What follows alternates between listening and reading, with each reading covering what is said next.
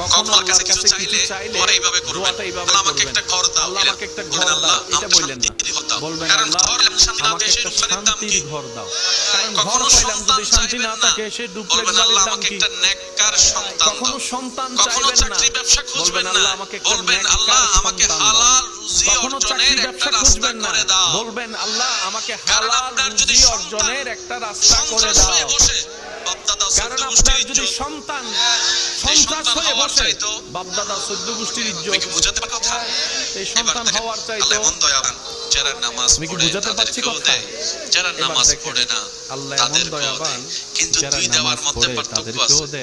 যারা নামাজ পড়ে না তাদেরকে আল্লাহ বাড়িয়ে দেয় এবং পরকালের সওয়াব দেয়। যারা আল্লাহ শুকরিয়া করে তাদেরকে আল্লাহ বাড়িয়ে দেয় এবং পরকালের সওয়াব দেয়।